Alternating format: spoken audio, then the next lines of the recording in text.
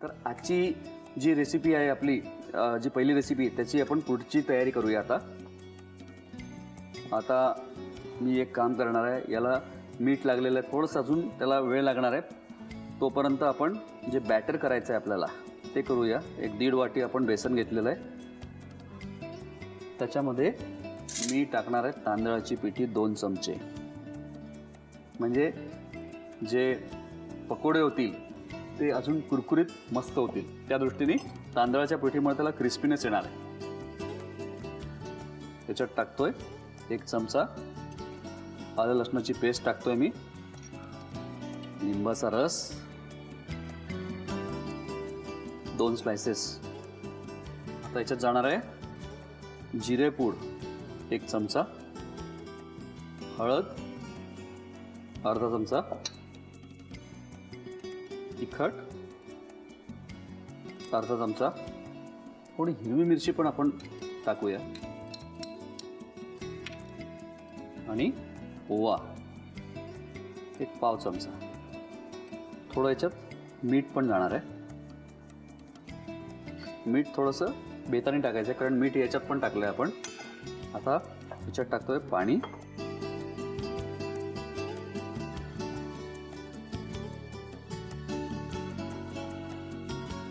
बस हे आपलं जे मिश्रण आहे अमृतसरी, ज्याला आपण म्हणतो ना अमृतसरी बॅटर तयार करून घेतलेलं आहे आपण. आता याच्यामध्ये हॉटेल्समध्ये करताना चिली पेस्ट वगैरे टाकतात, पण तिचे दरवेळी आपल्याकडे चिली पेस्ट नसते, तर मी इथे लाल मिरचीची पूड टाकली याच्यामध्ये. म्हणजे याचा सांगायचा मुद्दा हा आहे की याचा रंग थोडासा आणखीन लाल असतो, तर चिली पेस्ट टाकल्यानंतर आणखीन लाल त्याचा कलर येतो. पण असं असलं तरी पण चालेल, काही हरकत नाही. आणि दुसरं म्हणजे आता मी एक काम करतोय, इथे नॅपकिन्स ठेवून त्याच्यावरती हे स्लायसेस ठेवतो. म्हणजे एक्स्ट्रा जे मॉइश्चर आहे पाणी यातलं ते पेपर शोषून घेईल.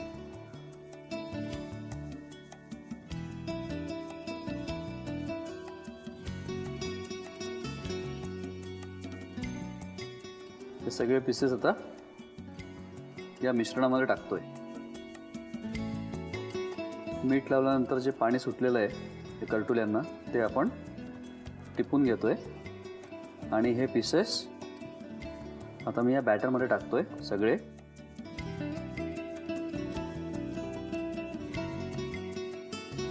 बस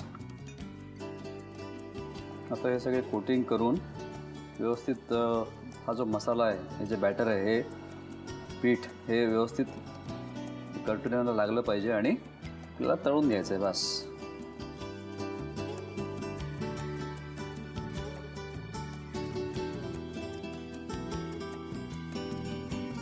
वा, रंग एकदम मस्त आलेला आहे. याला आता काढून घेतोय.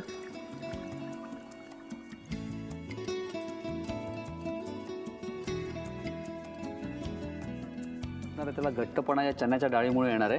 त्याला आपण रोस्टेड चना डाळ म्हणतो किंवा डाळ्या ज्या असतात त्याची पावडर करून घेतलेली आहे, एकदम फाईन पावडर केलेली आहे आणि ती मी याच्यात वापरणार आहे. आता तेल तापवून याच्यात आपल्याला टाकायचे जिरे,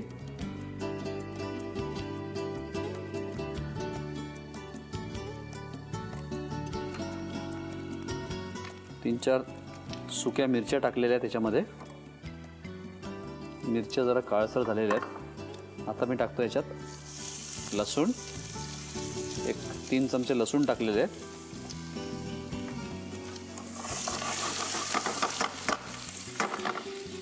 आता याच्यात जाणार आहे कांदा,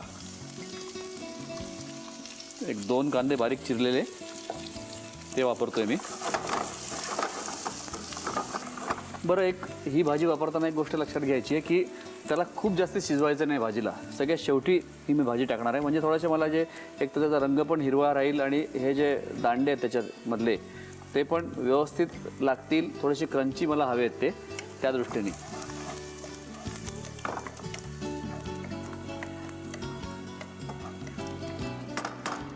आता याच्यात एक 3 चमचे आपण हे जे पीठ आहे ते टाकणार आहोत. रोस्टेड चना डाळीचं पीठ 3-3.5 चमचे टाकतो याच्यात आणि त्याला पण थोडंसं परतून घेतोय.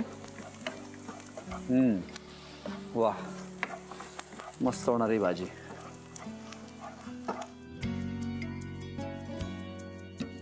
आता याच्यामध्ये जाणार आहे हळद, तिखट, थोडी धणे पूड, 1 चमचा, थोडा गरम मसाला, बस.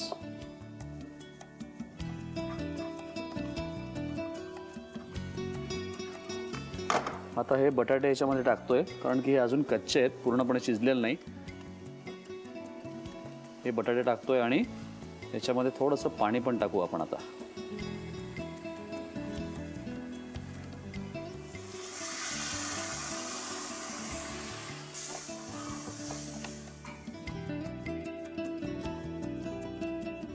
याच्यात टाकणार आहे मी आता मीठ. मीठ आता टाकतोय म्हणजे बटाट्यामध्ये पण मीठ जाईल आत शिजताना.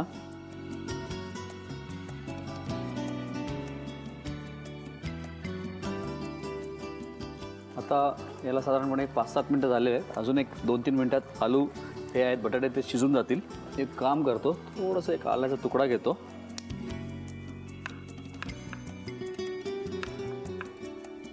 आल्याला जरा कापूया आपण, लांब तुकडे याचे करूया.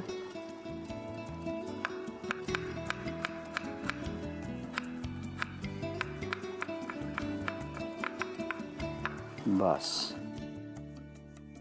हे पण टाकूया याच्यात. वाह. आता बटाटा जवळपास शिजला असेल. मी आता एक काम करणार आहे, मी याच्यामध्ये आता दही टाकणार आहे. दही टाकताना मी थोडा गॅसच्या बाजूला काढतोय आणि एक वाटी दही याच्यात टाकतोय आणि याला आपल्याला मिक्स करून घ्यायचं आहे. वा, भाजी तर एकदम इंटरेस्टिंग वाटते. जेव्हा याच्यामध्ये कलमी साग जाईल तेव्हा त्याची एक चवच वेगळी होईल. चला, हा मसाला एकदम मस्त झालेला आहे. बटाटे पण शिजलेले आहेत आणि हा जो मसाला तो घट्टसर आहे, डाळीमुळे त्याला घट्टपणा आलेला आहे. आता वेळ आहे याच्यामध्ये आपला जे कलमी साग आहे ते टाकायची वेळ आहे. ती टाकूया आपण. बस, मला वाटतं एवढं पुष्कळ आहे. आपला व्यवस्थित मिक्स करून घ्यायचं आहे. पानं तर आहेच, पण त्याची देठं पण आपण याच्यात वापरतोय आणि त्याची पण चव छान लागते. हे बघा, चायनीज कुकिंगमध्ये या सगळ्याच गोष्टी वापरल्या जातात. तर आपण जेव्हा भाजी करतो ना, बऱ्याच वेळा देठं आपण टाकून देतो, पण या भाजीसाठी पर्टिक्युलरली आपण त्याचा वापर करू शकतो. आणि याच्यात टाकतोय मी आता खोबरं, कोथिंबीर.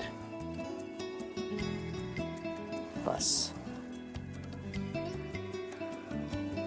याला मी आता शिजवून घेतोय. 2 मिनटात ही भाजी पण शिजते आणि आपली डिश आहे आलू कलमी साग, ती रेडी होणार आहे.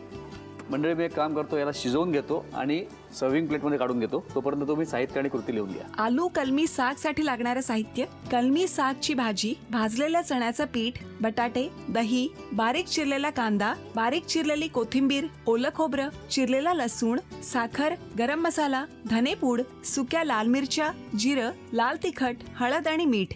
कृती: प्रथम बटाट्याचे काप करून घ्यावेत. कढईमध्ये तेल गरम करून बटाट्याचे काप तळून घ्यावेत. एका खोलगट पॅन मध्ये तेल गरम करून त्यामध्ये जिरं, सुक्या लाल मिरच्या, लसूण, बारीक चिरलेला कांदा, 2 ते 3 चमचे चण्याचं पीठ, हळद, लाल तिखट, धनेपूड, गरम मसाला, तळलेले बटाट्याचे काप, मीठ आणि आल्याचे काप घालून सर्व मिश्रण नीट शिजवून घ्यावं. कढई गॅसवरून बाजूला घेऊन त्यामध्ये दही घालून कढई पुन्हा गॅसवर ठेवून त्यामध्ये कलमी साग, किसलेलं ओलं खोबरं आणि कोथिंबीर घालून सर्व नीट शिजवून डिश सर्व्ह करावी.